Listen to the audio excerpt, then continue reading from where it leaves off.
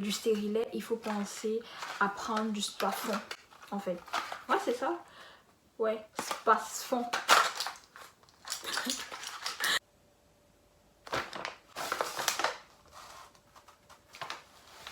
Oui, tu as bien le titre.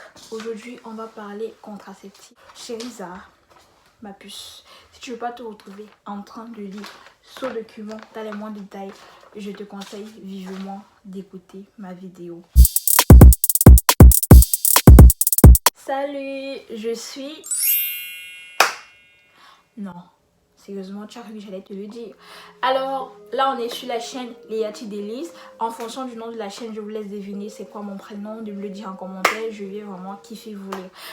Aujourd'hui, comme le titre l'indique, on va parler contraception. Je vais essayer de faire le tour de 3 moyens de contraception différentes. Donc, on va parler de 3 contraceptifs et on va peser le pour et le contre, donner les avantages et les inconvénients. Comme ça, ma belle, à l'avenir, quand tu voudras choisir un moyen de contraception, tu sauras exactement celui qui te convient, tu sauras celui qui est plus avantageux pour toi. Donc, les gars, hey, mais c'est important aussi hein, de savoir, de maîtriser les détails de la contraception. Comme ça, à l'avenir, vous allez éviter que vos chéris choisissent la mauvaise contraception. On va commencer par le stérilet. On va parler un peu de stérilet. Alors, il y a deux types de stérilet. Nous avons le stérilet au cuivre et le stérilet hormonal qui contient le stérilet au cuivre. Il ressemble un peu à ça, voilà un exemple du stérilet au cuivre. Alors le stérilet au cuivre, comment il fonctionne? Déjà il a la forme d'un thé, comme on peut le voir là sur l'image, du coup je sais pas si ça se voit. Il a la forme d'un thé, comme ça. Il a la forme de ce thé là. Et la tige du milieu, il y a du cuivre attaché tout autour. Et c'est ce cuivre là qui va en fait ralentir les spermatozoïdes et empêcher les spermatozoïdes d'arriver jusqu'à l'ovule et va empêcher une grossesse de s'accrocher, donc de s'installer, de se développer. Le stérilet hormonal à la progestérone a la même forme, malheureusement je ne l'ai pas, je vous aurais montré, a la même forme, mais la différence c'est que au lieu de contenir du cuivre, il contient de la progestérone qui est une hormone en fait qui va empêcher, pareil, les spermatozoïdes d'arriver jusqu'à l'ovule et empêcher une grossesse de s'installer. La différence entre les deux est que le stérilet au cuivre n'est pas du tout hormonal. C'est-à-dire il n'y a pas de risque d'acné par exemple comme le stérilet hormonal à la progestérone, parce que pour certaines femmes, pas toutes forcément, il y en a qui, on va dire, qui échappent. Pour certaines femmes, c'est un peu compliqué, dur là. Le stérilet hormonal peut provoquer de l'acné, des gros boutons, des taches et tout. Par contre, le stérilet au cuivre, pas du tout.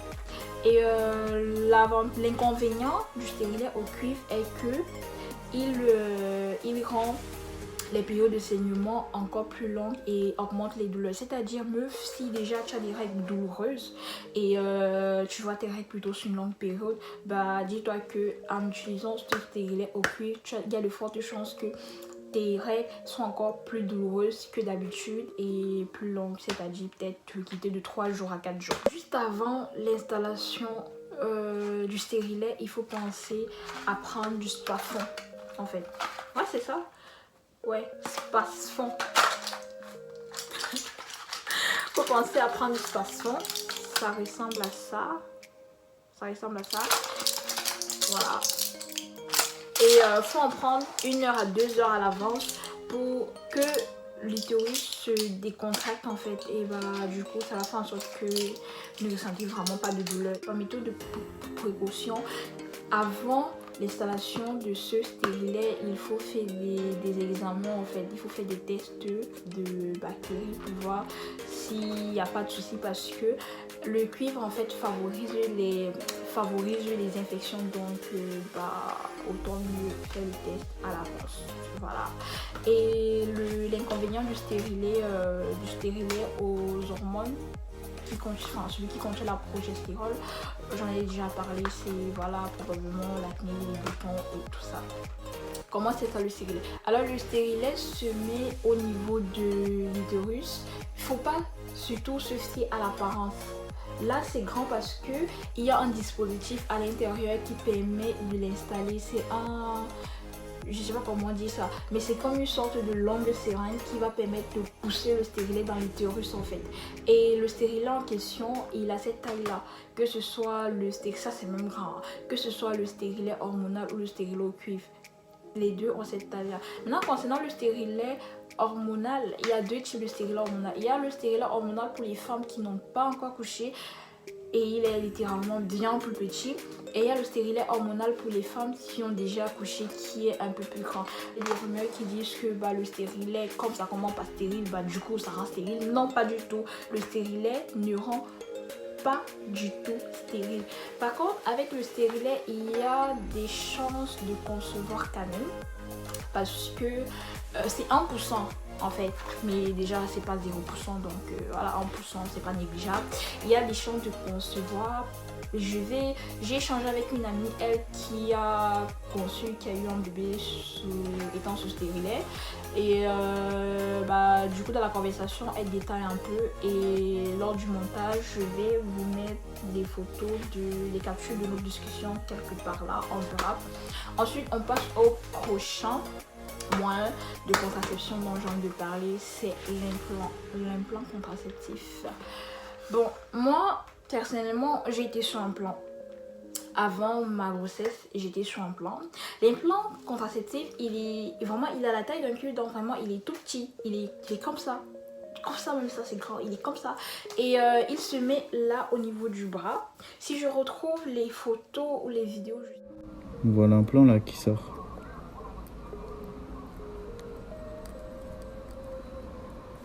Vous voyez? Ouais. Mais il est petit. Oui, ça fait 4 cm. L'implant est un moyen de contraception hormonale. Il contient des hormones. Et vraiment, les filles qui ont déjà de base une peau assez compliquée, c'est-à-dire des peaux sujettes aux imperfections, vraiment je ne le recommande pas, parce que moi par exemple j'ai une peau très sujette aux imperfections, et avec l'implant j'ai des boutons et de ouf en fait. Genre jusqu'à présent je combats encore ces imperfections là. Et voilà, c'est un peu ça. Mais sinon c'est plutôt pratique, c'est fiable à 100%. Donc il n'y a pas du tout de chance de tomber enceinte étant sur un plan. Par contre, c'est possible que l'implant il se déplace. Du coup, il faut faire très attention et contrôler de temps en temps. Pour contrôler, c'est très simple. Il faut toucher, parce que si vous faites installer un implant, au toucher, il se ressent l'implant. Donc si vous êtes très sportif, moi quand j'ai posé mon implant, je faisais beaucoup de sport, mais c'est pas pour autant qu'il s'est déplacé. Il s'est pas du tout déplacé. Il est resté à l'endroit fixe. Il n'a pas bougé du tout.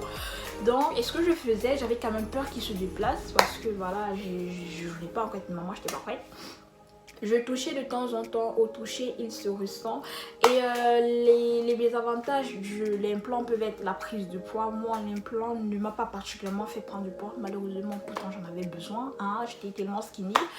Et il y a la prise de poids, il y a les imperfections comme je vous l'ai dit, et aussi il y a l'absence des règles. Mais ça c'est la... moi je crois en tout cas, moi pour moi c'était la joie totale, parce que moi les règles j'aime pas trop vu que j'ai des règles douloureuses, et même après avoir couché j'ai toujours des règles douloureuses. Donc les rumeurs qui disent que ouais nani, quand on accouche ça disparaît et tout, nada que dagne. En tout cas pour moi non, moi mes règles sont toujours douloureuses, hein. Donc il y a ça. Ça, vous pouvez durant les 6 premiers mois voire plus, et je précise encore, ça dépend, c'est particulier à certaines femmes, ne plus du tout voir vos règles.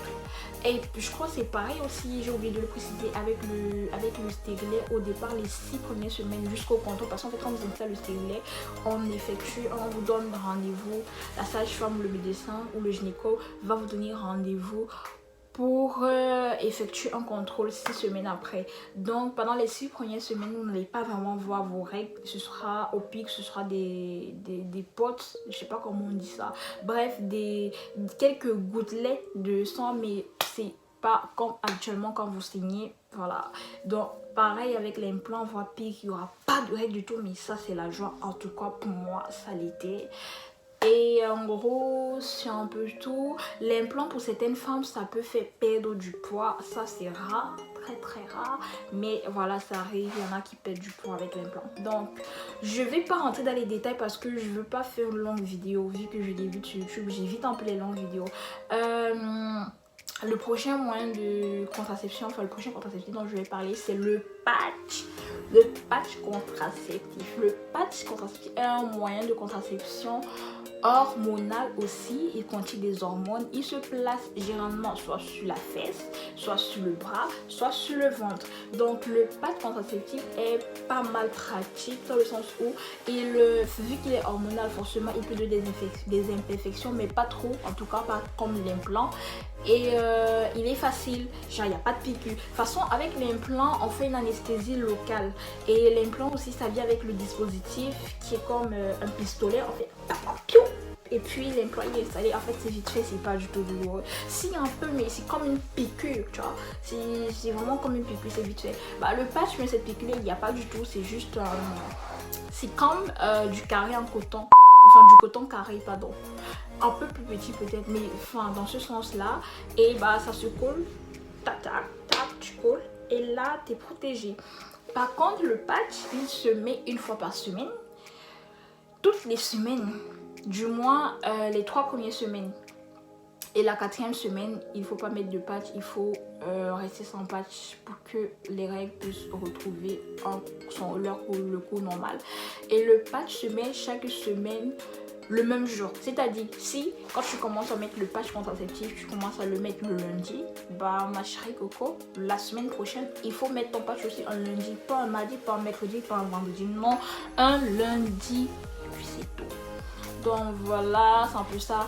Bon là, la vidéo commence à être longue. J'ai dit les choses de manière globale. J'ai essayé de faire une petite synthèse pour qu'elle ne soit pas longue la vidéo. Et aussi, dites-moi en commentaire le moyen de contraception que vous utilisez. Là pour cette vidéo, j'ai juste voulu parler de ces 3 moyens là. Et peut-être je ferai une prochaine vidéo où je parlerai d'autres moyens de contraception parce qu'on a aussi l'anneau vaginal qui est plutôt pas mal. Bref, lors d'une prochaine vidéo, je parlerai d'autres moyens de contraception. Donc, mais si par rapport à ceux-ci, vous avez des questions, n'hésitez pas à les poser. Vraiment, parce que j'ai essayé de faire le plus court possible. Mais sinon, il y a pas mal de détails à donner, à rajouter encore sur chaque moyen choisi. Voilà. Donc, maintenant, les filles qui disent que ça va compter ses règles sur un moyen de contraception. Et maintenant du tout. Compter ses règles n'est en aucun cas un moyen de contraception. Je vous explique pourquoi. Parce que le corps de la femme, le cycle de la femme change en fonction de son humeur, en fonction de ce qu'elle a mangé, en fonction du temps. Et ça, ce sont les choses qu'on ne contrôle pas. Tu sais pas si demain il va pleuvoir, il va neiger. Tu vois, même si tu écoutes la météo, tu sais pas si tu vas être soumis à un stress ou pas.